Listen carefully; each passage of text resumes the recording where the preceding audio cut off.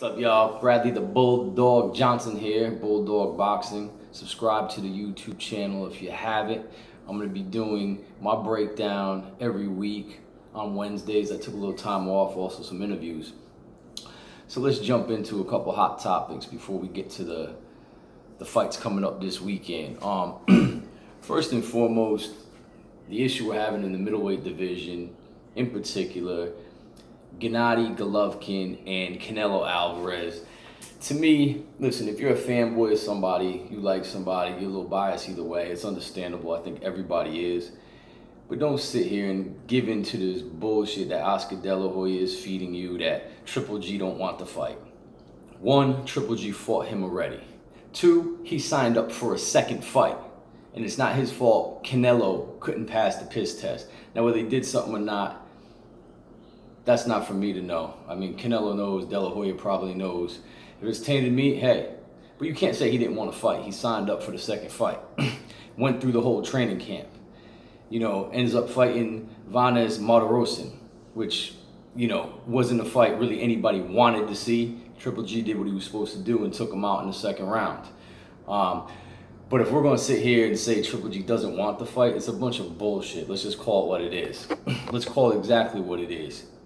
Oscar De La Hoya pretty much knows, as everyone that watched the first fight, that Gennady Golovkin won that fight, and Canelo was lucky to escape with a draw, okay? So what does this mean? Canelo is his cash cow. He's much better off fighting a lesser opponent, okay? Canelo has the A side of any fight he goes into. Triple G also knows that. Triple G knows he got a raw deal going into that, or coming out of that fight with a draw, okay? He knows there's a chance if the fight's close again, it goes Canelo's way via decision, okay? Why do you want to take a short on your payday just because De La Hoya says you're only worth 35%? You're the middleweight champion. You have 3 of the 4 belts, and you could easily have the 4th one by just taking it from Billy Joe Saunders, because I don't think he's quite on the level that some of us make him to be, okay? So Gennady Golovkin has other choices. He doesn't have any choices that's as big as a payday as Canelo, but Canelo also doesn't have any choices as big of a payday as Gennady Golovkin. Now, Canelo's going to get his money regardless. If he does fight Jacobs, which will be a good fight, I could care less about seeing that. I'd rather see either Golovkin or Canelo fight a Charlo brother. Charlo is exciting to watch.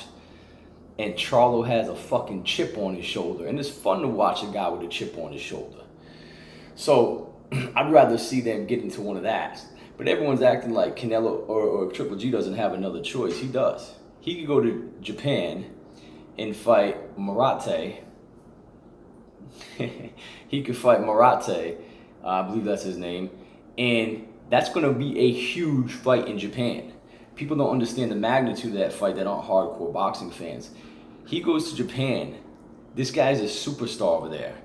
I've heard experts say this fight would be bigger than Tyson Douglas in Japan, because Japan will have its own star, and that's a big deal. So Gennady Golovkin can make that huge multi-figure payday over in Japan. Hello?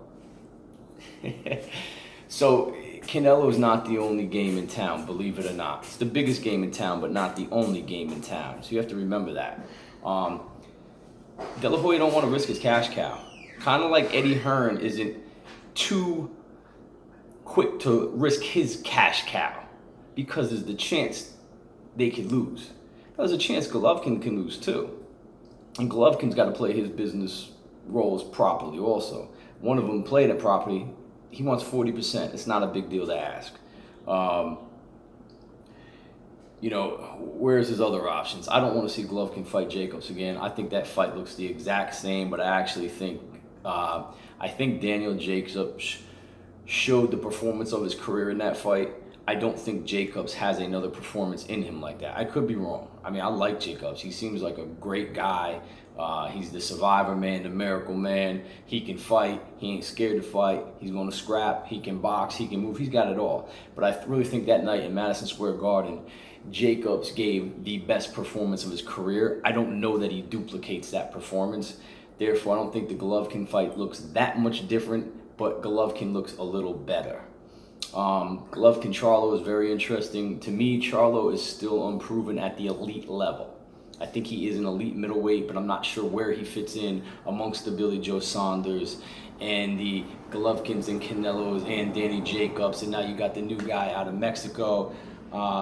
His name, Miriate or something along the lines, who's a powerhouse, but we haven't seen enough of. So that's where I'm at that. Don't believe into Oscar De La Hoya's bullshit, because it's a straight lie, and there are actually people who believe Golovkin doesn't want to fight. It's a bunch of bullshit. I mean, if you're a casual fan, that's fine, but at least figure out your head from your ass somewhere or another. So coming up this weekend, the heavyweight fight over in Manchester. Tyson Fury, 25-0, 18 KOs, fighting Seferi.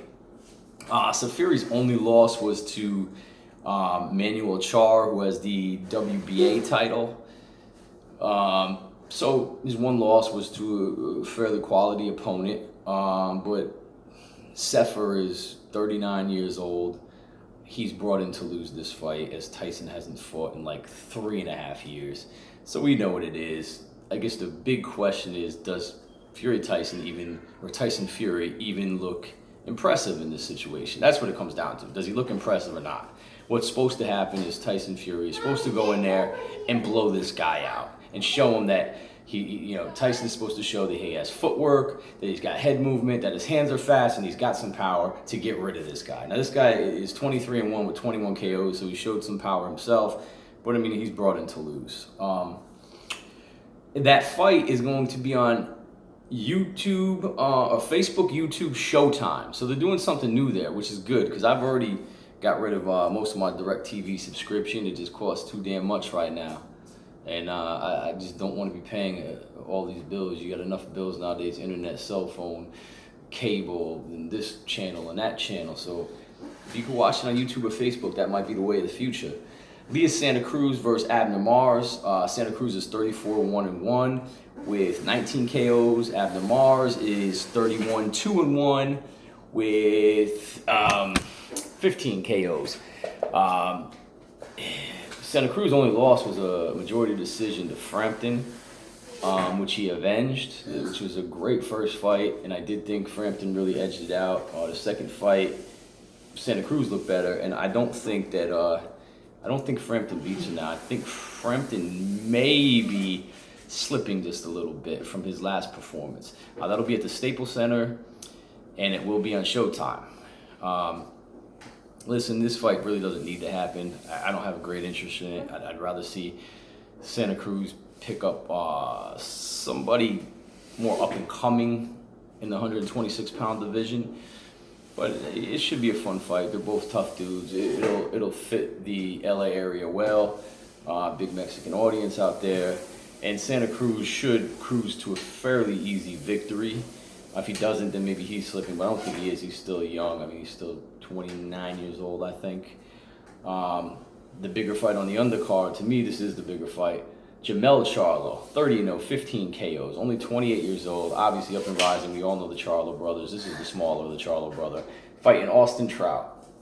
Austin Trout, 31-4, 17 KOs. Only losses to Canelo, Lara, Jarmell Charlo by a fairly close decision, and Hurd. Now, that's the big loss right there to Hurd. He ended up beating the damn hell out of Trout. And Trout looked good in the early rounds, picked his punches.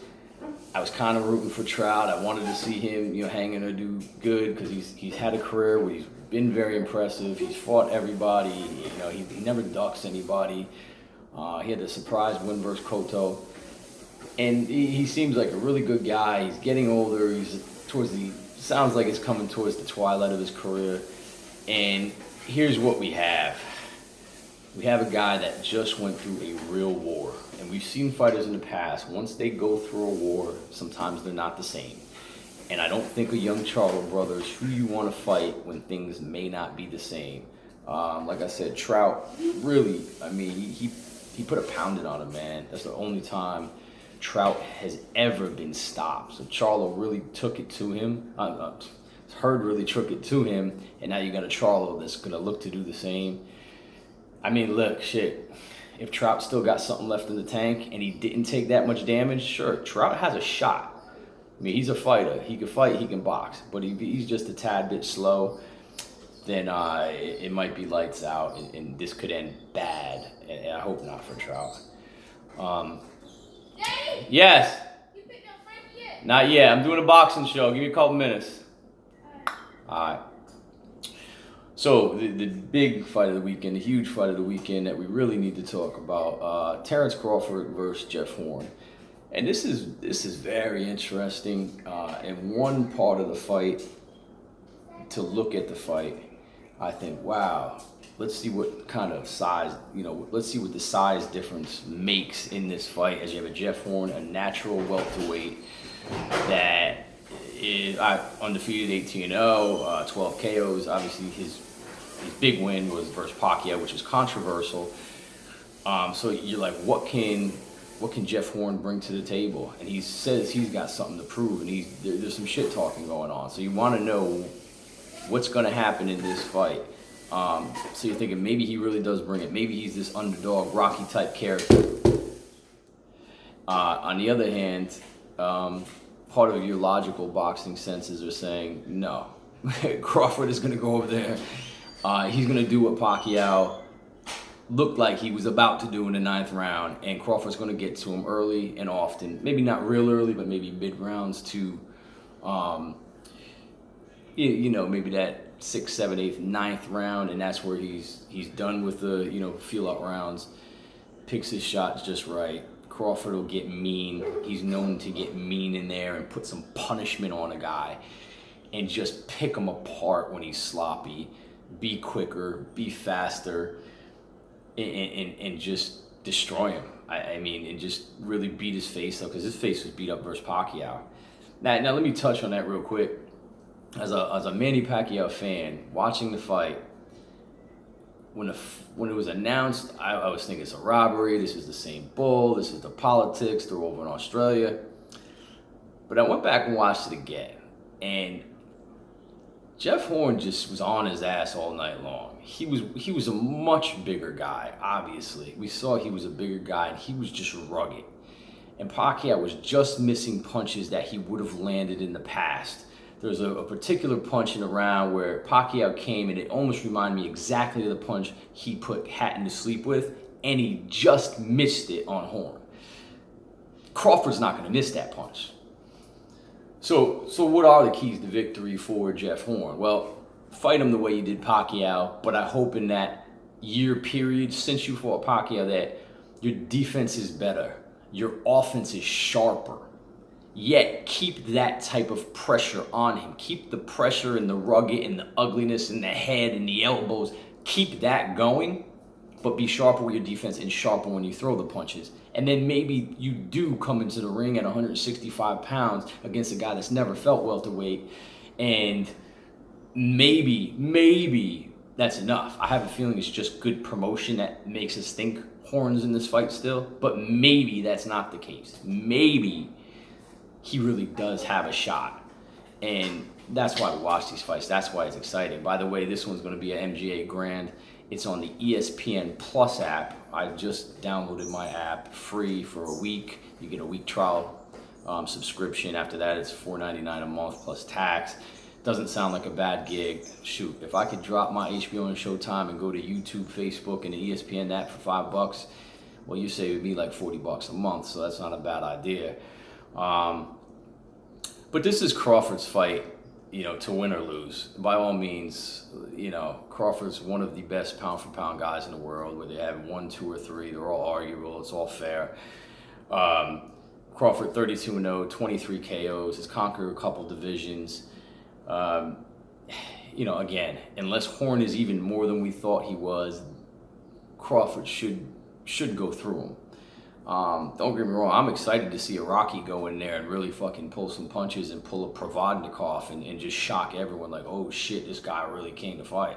You know, he's gonna have to be like that Siberian beast that Provodnikov was against like a Tim Bradley and just throw it all out the window and go for it. And maybe that happens. I think it's a small chance, but fuck it, maybe. But I think we know Crawford's really looking to conquer the welterweight division, and if he beats Horn the way a lot of us think he will, then he's showing he's the number 2 guy in that division, in my opinion. The next guy would be obviously Errol Spence, who I consider number 1. I don't really put anyone on top of Errol Spence at this point, and Crawford's right there. As long as he is who we think he is, and the size difference isn't too much, and he brings his power up. There's a lot of what ifs still. So I do think, you know, that's what makes this exciting, and Horn has his shot. But that's why we're going to watch the fights. And that's what's big right now. Spence will be on a card next week, June 16th, I think it is. And he's fighting Campo. Obviously, that's a fight he's supposed to walk over him, and then we set up bigger things. Of course, him and Spence and Crawford won't fight next with them both winning, because there'll be a lot of shit talking and marinating, and they'll both find another opponent. Sean Porter will fit in somewhere. Thurman will be injured. Maybe a Danny Garcia fits in, but you're gonna get those type of fights first, and then they'll finally build in, because that's a mega fight. I mean, that is a mega fight. So that's my take on it. Talk shit if you want. It is what it is, but this is Bulldog Boxing.